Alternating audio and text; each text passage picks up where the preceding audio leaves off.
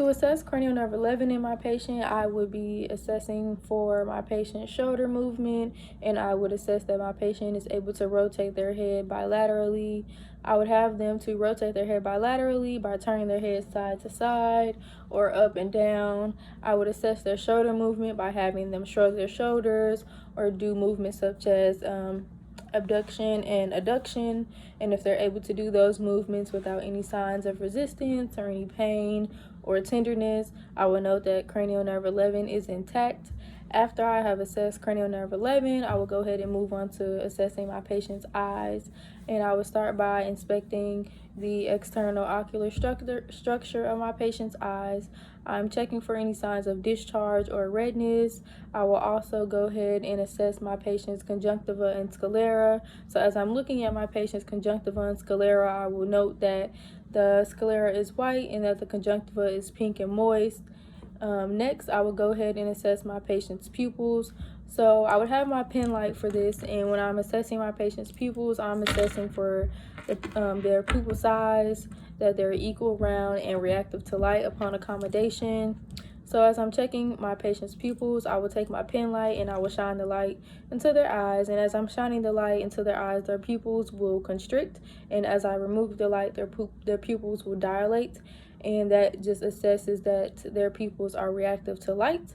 And as I'm looking at my patient's pupils, I will also note that their pupil size is between 3 to 5, and they are equal bilaterally, and that my patient has good accommodation. And to attest for accommodation within my patient's pupils, I would have them look at a far object away, such as the clock or a sign, and I would have them read that to me. And if they're able to read it correctly, that would note that they have good accommodation within their pupils.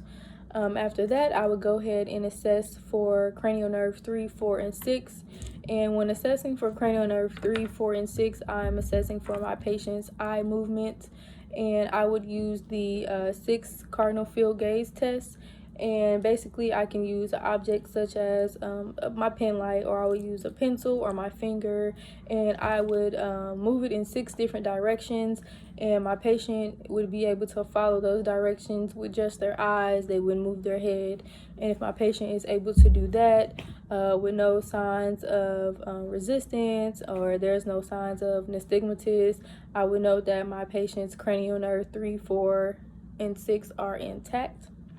After I have assessed my patient's eyes, I will go ahead and move on to musculoskeletal. And to start off, I would start off by inspecting my patient's upper extremities and lower extremities, and I'm going to inspect minor and major extremities of the upper and the lower. So I will start off with inspecting the upper extremities, and for a minor extremity, I would go ahead and inspect my patient's wrist, and for a major extremity, I would I would inspect my patient's shoulders. So I'm looking at my patient's wrist, I'm looking at their shoulders, and I'm inspecting for symmetry, that they're symmetric, that I'm checking for contour, that there are no signs of inflammation or swelling, and I'm checking that they are bilateral in size, in both wrist and my patient's shoulders for the upper extremities. For the lower extremities, I would inspect my patient's ankles for a minor extremity, and for a major extremity, I would inspect my patient's knees. So I'm looking at my patient's ankles and their knees, and I'm also inspecting for symmetry, contour, that there are no signs of swelling or inflammation. I am assessing that my patient's ankles and knees are symmetric and they are bilateral in size. After I have inspected those extremities, I would move on to assessing those, and I'm assessing for full range of motion bilaterally. So for the upper extremity, I'm going to assess my patient's wrist and my patient's shoulders.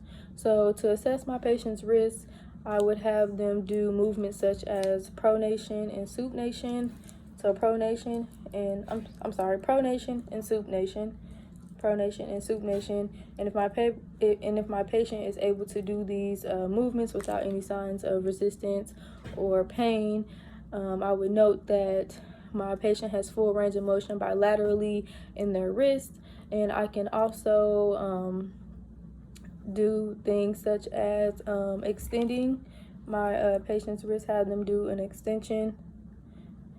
And if they're able to do those movements without any signs of resistance or pain, I will note again that my patient has full range of motion bilaterally in their wrist. For the major, I would go ahead and assess my patient's shoulders and movements that I can do to assess my patient's shoulders. I can have them do abduction and adduction, and I can have them extend. So abduction and adduction and extend. And if my patient is able to complete those movements without any signs of resistance or pain, I will note that my patient has full range of motion bilaterally in their shoulders. Next, I will go ahead and move down to my lower extremities and assess full range of motion in those extremities, which would